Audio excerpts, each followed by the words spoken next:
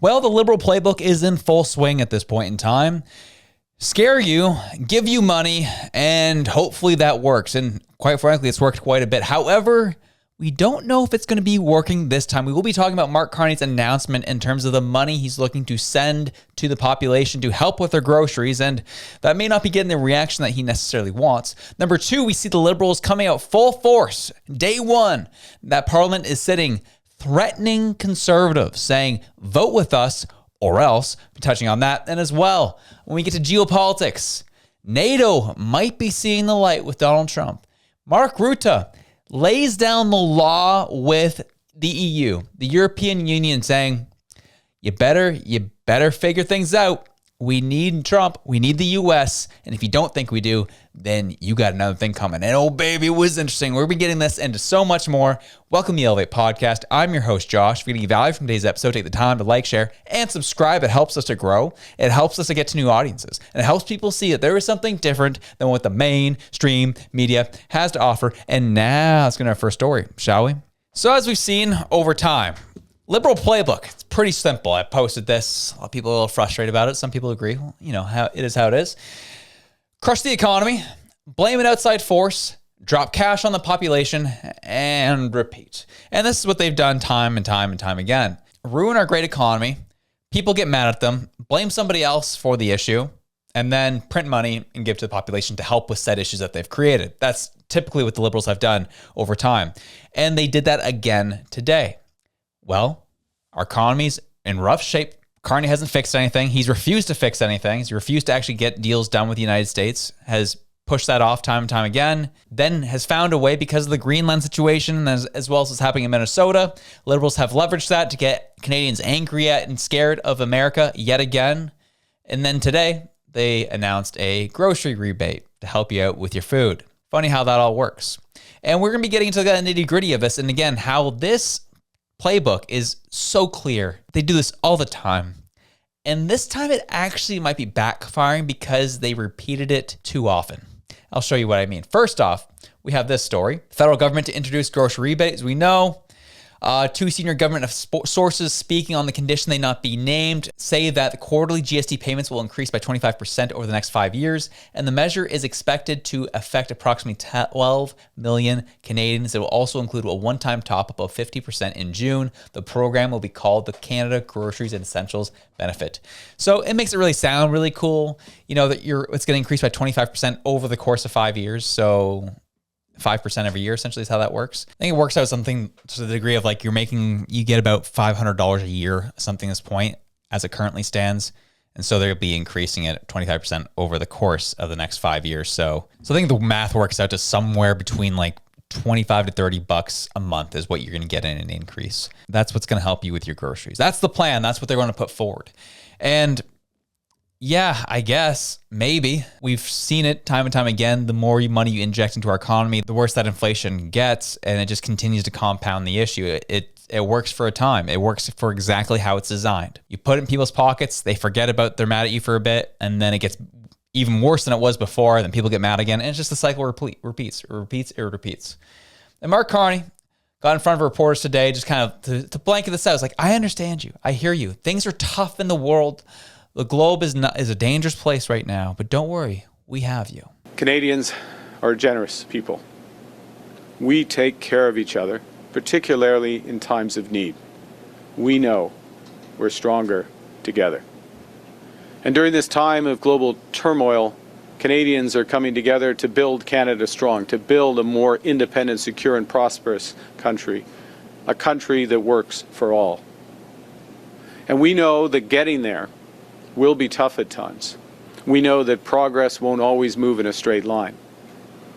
So we know that in times like these, we don't just have to look out for ourselves, we have to take care of each other. And that starts with everyone being able to put good food on the table. That's why the government's working relentlessly to make life more affordable for everyone. That's why we're stepping up today to help people who need it the most. Because we can't control what other countries do, but we can control how we support each other during tough times. We can control what we build so that these times will be better in the future. We choose to build Canada strong for all Canadians. Canada strong for all Canadians. Wow, here's $30 to help out with your groceries. That might get you a couple apples and some avocados there in the back.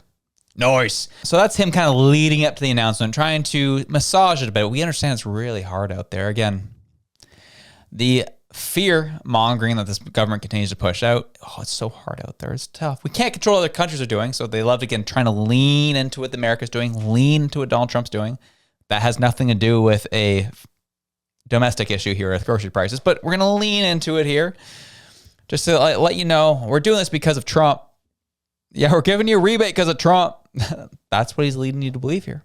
That's how he's dressing this up. But even more weird is the fact, as I said, this playbook has been done time and time and time again. Justin Trudeau and the Liberals did this, gave a grocery rebate, and then Mark Carney gave a very similar grocery rebate for the roughly same amount of people. That's why we created the new grocery rebate, which will allow an eligible couple with 2 children to receive up to $467. This is a measure that will help make life more affordable for around 11 million individuals and families. So today we're announcing that our government is launching the new Canada's Groceries and Essentials benefit. This will deliver hundreds of dollars more into the bank accounts of more than 12 million Canadians. We're going to give all this money away to help out with groceries for 11 million Canadians. And then a handful of years later, we're going to do this to help out with 12 million Canadians. Okay. We've seen this before. We know what's coming. And the thing is, this may actually end up backfiring for Mark Carney and the Liberals. We saw Mark Carney, we talked about this morning on my live stream. Mark Carney and the Liberals are actually seeing a big boost because of what happened in Davos and because of what's happening in the United States with Donald Trump, Greenland, Minnesota, all of that. And our media is really diving headfirst into it to make sure you know about those things and freak you out in order to vote Liberal. So that's what you're seeing, a big boost. And quite frankly, that was expected. However, they may be undoing a lot of the progress they made last week in terms of reversing those favorability numbers, because people are starting to see through this. This is why I want to put this out to the comment section. I want you to do some homework. This is anecdotal for me, so I'm curious if this is the same for you. I've gone into some left-wing Facebook groups, Instagram, all that, like left-wing groups, left-wing pages, all of this, who are commenting on this announcement. And everyone seems to be having a very similar sentiment from what I'm seeing. I'm curious if you're seeing the same thing.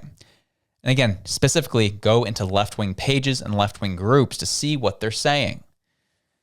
The overall sentiment I've been seeing is, oh, we're getting an election. The overall sentiment I'm seeing is trying to buy our votes. That money's not going to do anything. What's that help with? I can't afford that. That's not going to help with anything. $30, that's not going to help with anything. From what I'm reading and seeing online, if it's real, is showing me that the left is not happy with this. And they feel like they're being treated as if they are stupid. First off, I want to give Melissa Rogers credit for putting that together. That was a great find, great video. But liberals need to be reminded of what the top issues are. They want Trump to be the top issue. However, the top issue remains the rising cost of living at 60%, the economy at 42%, healthcare at 37%. Donald Trump is fourth. Do not forget what the top issues are in Canada and that nothing has been done about those things. This is some of the anecdotal evidence I was sent. We have trying to buy more votes. Only a small portion of people will qualify for this. Tiny moves to make this seem more affordable with big headlines, gaslighting at its finest.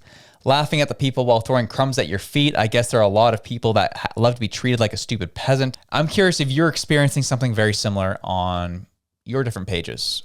Want to hear that in the comments. I want to see it. On our Discord channel, I want you to be posting in there. If you're seeing that, post the screenshots. Post if that's happening. Again, it has to be a left-wing page or account. I want to see what they are feeling. Do they buy this or do they not buy this? Because if they don't buy this, Carney runs the risk of undoing all the progress he made in Davos, which was predictable.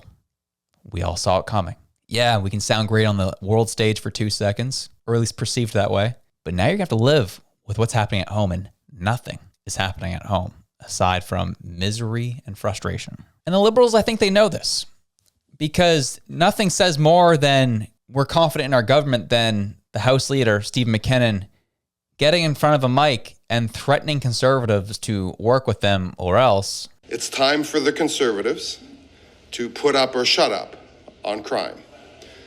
A suite, an historic suite of legislation to deal with crime in our communities is before Parliament, and we are telling Mr. Poilievre, get out of the way, free your MPs to vote for this legislation that will deal with crime in Canadian communities. Get out of the way, Pierre. Get out of the way.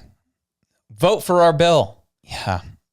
If you were upfront with what was in the bill, we'd love to vote on helping with crime, dealing with those issues. However, they just add more red tape and add more laws to things that we don't really care for. We want to see progress being made on the issue of, I don't know, organized crime, Chinese triad groups, Mexican cartels were operating here. Fentanyl. Your crime bill does nothing of the sort. It doesn't actually affect anything. So just because the Conservatives are calling it out, makes them the bad guys? No, how about you put forward some legislation that actually is going to help people and not just wish and hope and try to parade around as if it's one big show. Not interested. Not interested. Europe is looking to decouple from US on a challenge as region reels from Trump. As the crisis around Greenland recedes, Europe is more clear-eyed about the future. Trump's about-face on bellicose claims on the Danish territory and threats to unleash new tariffs against Europe was welcomed, but the bloc's trust in the US has crumbled. We need to face reality, Spanish Prime Minister Pedro Sanchez put it bluntly in the early hours of Friday in Brussels. The government of the U.S. is not respecting international law and is provoking tension in the transatlantic relation between the U.S. and EU like never before. Despite widespread acceptance at last week's summit that the EU needs to stand on its own feet, decoupling from the U.S. is easier said than done. Today's announcement by the European Commission of a formal investigation into Elon Musk's social media platform X under its flagship tech regulation, the Digital Services Act, is an indication of the huge leverage Brussels can wield against U.S. big tech when it comes to the regulatory sphere. And we've also heard the likes of Mr. Solomon here in Canada. He hinted at doing the same thing here as well. This is the EU being really frustrated, saying we need to decouple from the United States. We're not having any of it. And well, Mark Rutte made sure to let everybody know, let's be adults here. You're not doing anything. Hear this out. So when President Trump is doing good stuff, I will praise him. And I don't mind him publishing text messages. And if anyone thinks here, again, that the European Union or Europe as a whole can defend itself without the US, keep on dreaming. You can't. We can't. We need each other. And why do we need each other? I tell you.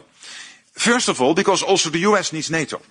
And the US is not only in NATO to prevent a mistake after the First World War, not to re-engage with Europe. And then again, the long arm of history reaching out to the US again in the Second World War, as Churchill famously said in his speech in 1941 in the US Congress. They are also in NATO because for the US to stay safe, and by the way, Arctic region is evidence here, they need a secure Arctic, they need a secure Euro-Atlantic, and they also need to secure Europe. So the US has every interest in NATO as much as Canada and the European NATO allies. But for Europe, if you really want to go it alone, and those of you who are planning for that, forget that you can ever get there with 5%. It will be 10%. You have to build up your own nuclear capability. That costs billions and billions of euros. You will lose then, in that scenario, you would lose the ultimate guarantor of our freedom, which is the US nuclear umbrella. So, hey, good luck.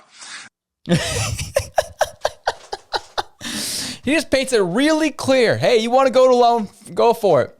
But guess what? You know, everyone's freaking out over having to pay 5% to your NATO targets. Guess what? It'll be doubled if the U.S. bows out. And you're going to have to build up your own nuclear umbrella. And yeah, guess what? In that time of trying to build up your own nuclear umbrella, yeah, you're opening yourself up to some major problems. So good luck laying out some very real reality for the NATO allies.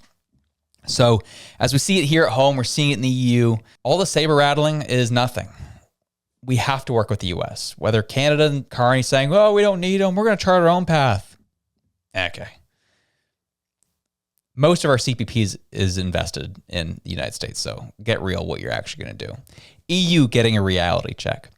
I think it's all starting to come together. It's becoming a reality that Trump is starting to checkmate a lot of the NATO allies into seeing things his way at this point. So we'll see how this all goes.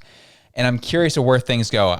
This morning I was really frustrated where things were going because, you know, the trend was going in terms of what I'm talking about, Canadian issues now. The trend was, oh, Carney's the best. He's awesome. And I was like, yeah, I hate that. I get where this is going. I hate that they're trying to invoke fear into everybody right now.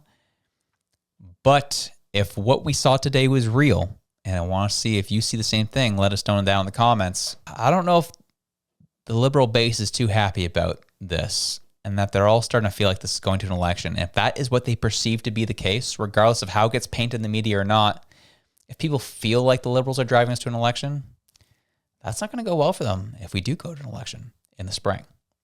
But anyways, have yourselves a good one. I'm out.